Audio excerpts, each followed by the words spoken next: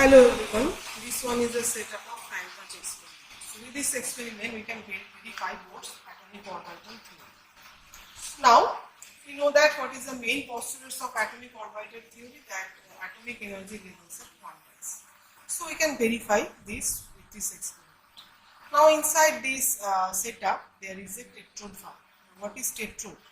It has 4 electrodes, right? And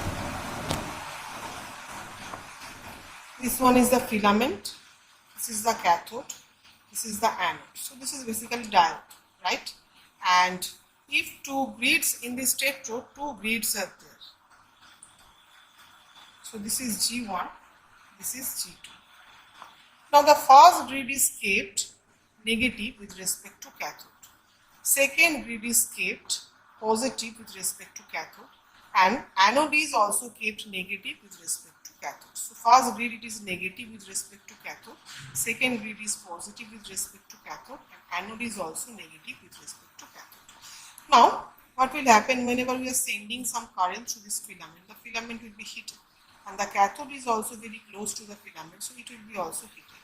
And a particular temperature, the cathode will start to emit electron by thermoionic emission method.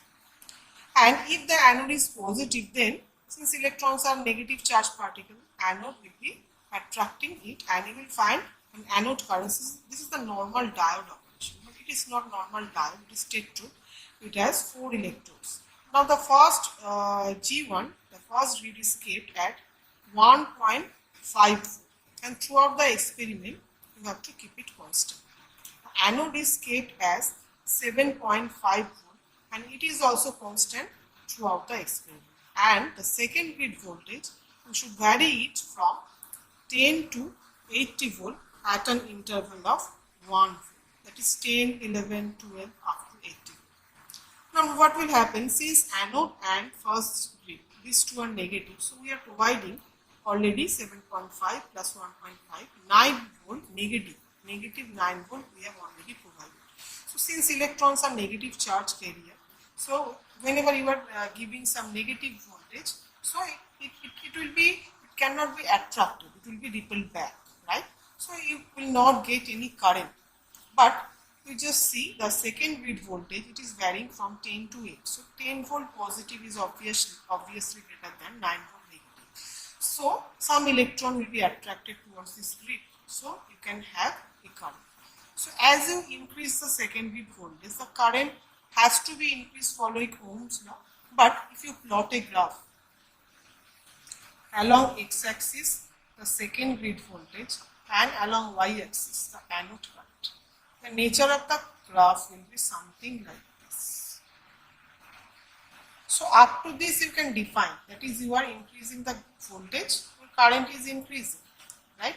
But you just see there are several intervals, regular intervals are there at which the current is suddenly drops. Now what is the reason why the current is decreasing at a regular interval? Actually this valve is filled with argon vapor. This tetrode valve is filled with argon vapor. So argon are inert gas. Now whenever the electrons are getting energy, whenever you are increasing the voltage, electrons are getting energy, and when they are sufficiently energized, they will start to collide. They will start to collide with argon vapor, and this kind of collision is inelastic in nature. That is, kinetic energy or momentum will not be conserved during the collision. So when electron just collide with the argon vapor, and during collision we know that energy transferred from one particle to another particle. So when electron just collide with argon vapor, so electron will give up its energy to argon. Since electron lose its energy, and we have already provided a negative potential barrier, it cannot overcome this potential barrier and current is suddenly drops. Again we are increasing the voltage, right, and electrons are getting energy, and electrons are going towards the anode, and the current is increasing. But after a certain interval the same thing will be repeating, that electron will be sufficiently energized so that they can collide with argon vapor. Okay, and a particular voltage, when this phenomenon take place, this collision take place, this voltage is known as excitation potential, right? So after collision, electron will lose its energy and the current will be suddenly dropped. So that is why the current is decreasing at a regular interval. And what about the argon vapor? So argon is the inert gas. So they have the electronic configuration like this. So electrons are in different orbit. Now when argon just absorb the energy from electron, so one electron from the outermost energy level just come out, right? And it will be ionized. Argon vapor will be ionized. Electron and ion will be generated, right? During the next collision, so another electron from one energy level to the next higher energy level just jump, right? Now this is the verification of Bohr's energy level. Since energy levels are quantized, different energy levels are present, so that after absorbing energy, electron jump from lower to higher level. So this is Bohr's theory. That is, electrons, whenever electrons revolving in stationary orbit, they will not absorb or emit any energy. They will absorb or emit energy when they jump from one orbit to other orbit. So this is nothing but the Bohr's theory, and we can verify it that by absorbing energy, electron of argon vapor jump from one orbit to other orbit. Now this is a theory. Now let us see how to do the experiment. So you just see there are 3 modes. So this one is for first grid voltage. Also 3 modes are there. So if you select G1 mode, so G1 mode, it will show the voltage of the first grid. So you have to keep it constant at 1.5 volt. So it is 1.5 volt. Make it 1.5 volt, and throughout the experiment keep it constant.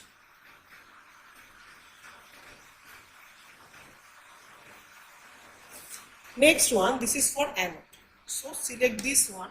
So this is the anode voltage. So you have to keep it at 7.5 volt. So using this knob, you can change it. So make it 7.5 volt.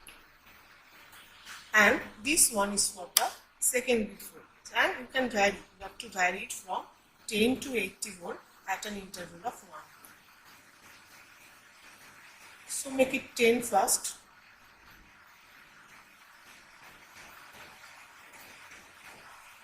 So this is the 10 volt, right? So this is the 10 volt. And you can measure the anode current with this meter. 3 modes are there, 10 to the power minus 7, minus 8 and minus 8. So start from 10 to the power minus 9. So this is the minimum current, right? So 10 to the power minus 9 ampere. So this is for 10. Next, increase by 11. So this is your second grid voltage and this is the current. Next, increase by 12, 13 and so on. So each time you just increase the voltage, record the voltage and record the current from this meter. So you have voltage versus current reading. Now you have to plot the graph like this. You have to plot the voltage along x-axis and the current along y-axis. The nature of the graph will be something like this. And from the each peak, draw a perpendicular on the x-axis like this.